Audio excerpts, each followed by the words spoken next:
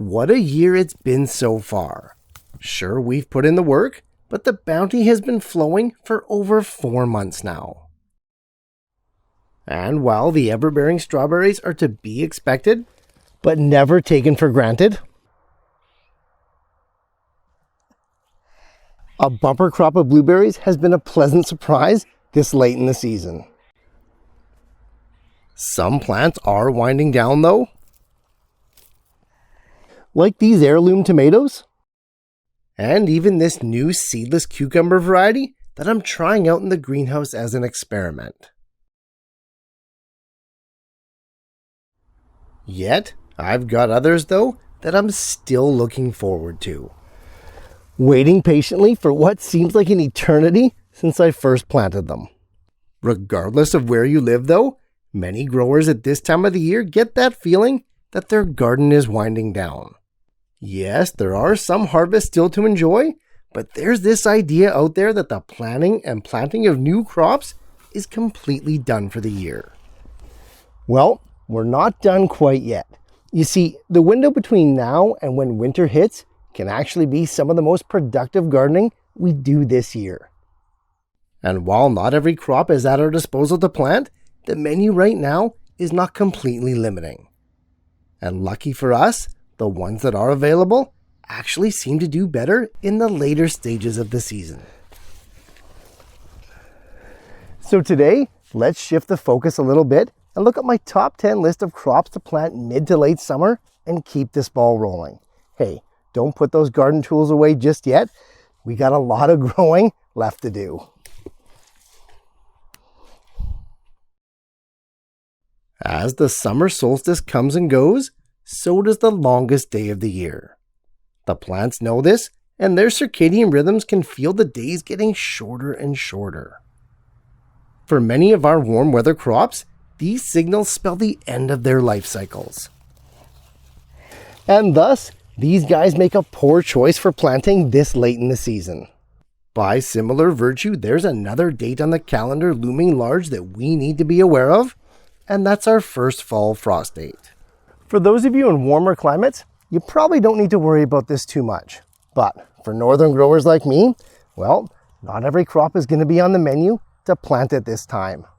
So, decreasing day length and a limited number of warm growing dates left means we need to be selective with our plant choices so that we can be successful at this time of the year.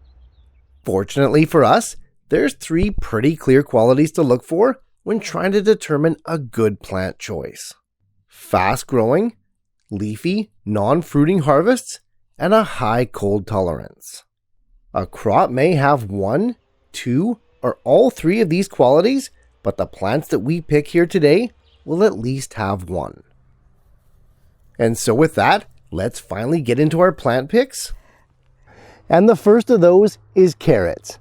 I may be picking a bunch of these now, but I'm also still planting them. Coming in 5 different types: Chantenay, Danvers, Imperator, Nantes, and Mini, carrots are one of those crops that I plant throughout the year. Unless grown purely for a baby harvest, carrots are not particularly fast growing. However, they do grow great in the cold, and as a root crop, they have 0 pollination issues to worry about. Most varieties take about 2 months seed to harvest, and pretty much all of them can survive a light frost. Germination, which can be a problem with carrots, seems to take forever in the early spring.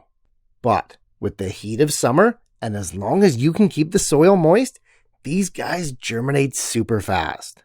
Plant them by direct seeding at least 6 to 7 weeks before your first fall frost.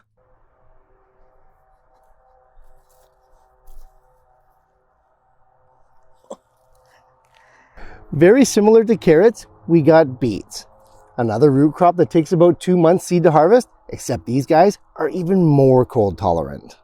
Harvesting beets after a frost only seems to enhance their deliciousness. On top of that, the leaves are completely edible, raw, or cooked. For best results, direct seed these guys right near the surface about 6 to 7 weeks before that first fall frost. And hey, speaking of those leaves, we might as well include Swiss chard while we're at it. Literally the same species as beets, Beta vulgaris, chards don't develop that bulbous taproot as they're grown only for their leaves.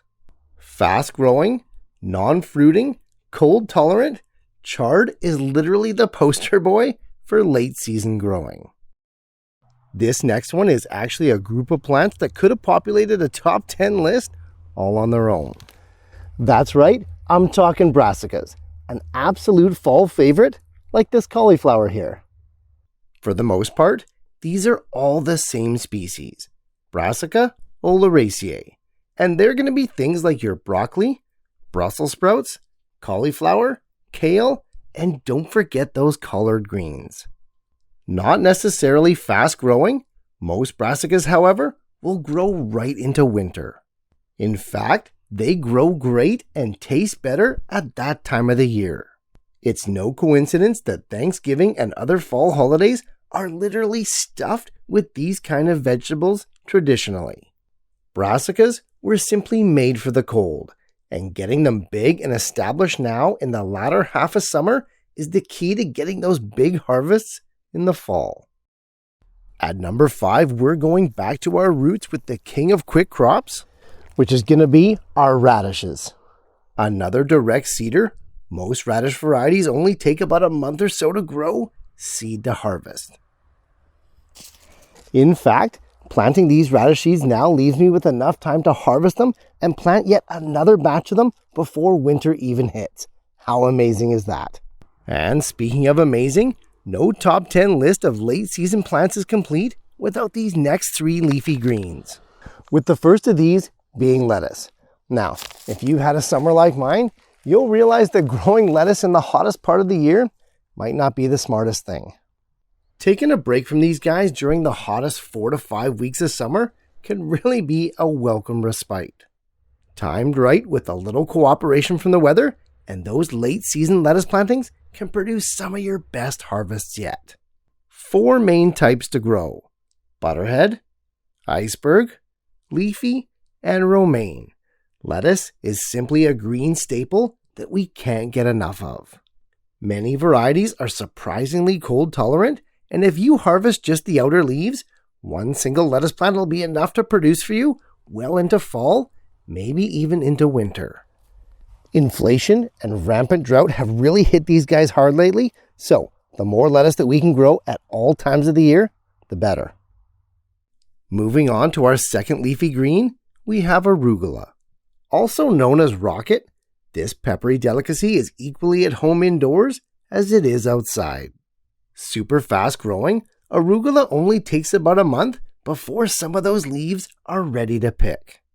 Partially harvest for continued production, you'll find that arugula lasts much longer as the days get cooler, as this one really does have a tendency to bolt in the heat of summer.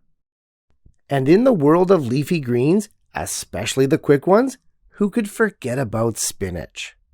Honestly, for as fast as arugula is, this salad staple will even give radishes a run for their money.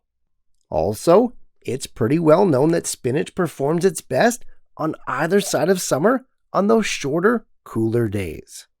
Direct sow this guy every 3 weeks right up until your first frost date for a continued fresh harvest. Do note, optimal germination does happen when the soil temperatures are above 60 degrees Fahrenheit. Coming in at number 9, we've got another big group of plants, and that's herbs. All of them, from the quick lush types like this basil here, to the woody perennials such as rosemary and thyme. Plant the perennials at least a month before the first fall frost and get those lush green types into the ground at least 6 weeks before, as those guys are usually tropical. As an added bonus, virtually all herbs can be grown indoors, so don't let winter stop you from enjoying these guys year-round. And finally, the last plant on our list is our only flowering crop, and that's peas.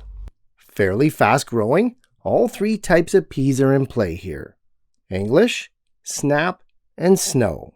And because of their ability to easily self-fertilize, lack of pollinators due to cold weather is simply of little consequence. Best sown directly in place, about an inch deep, in a full sun location. Most peas are climbers, so they're going to need some sort of support or trellis as they grow.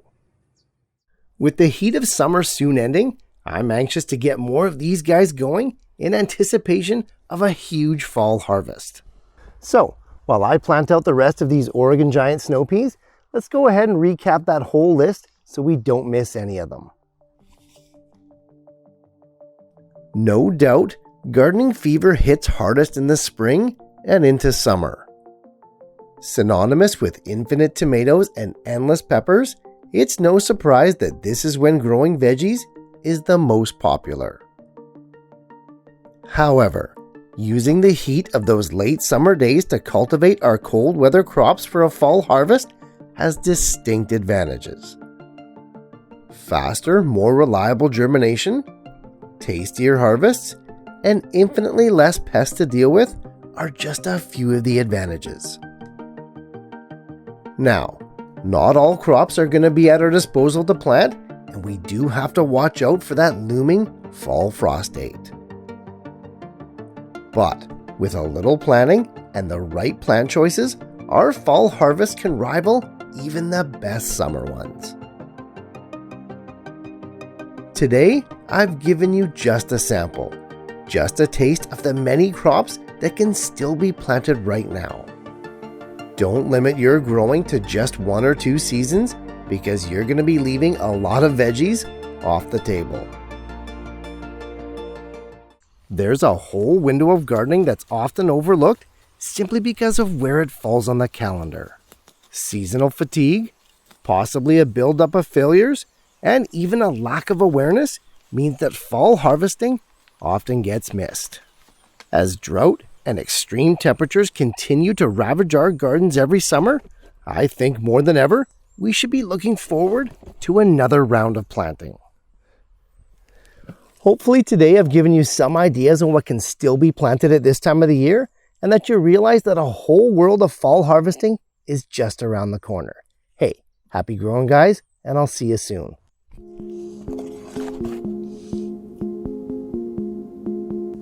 Hey, thanks so much for watching, guys. I appreciate the support more than you know. And if you're getting value from these videos, please like and share them to spread the word and help your fellow gardener to grow better.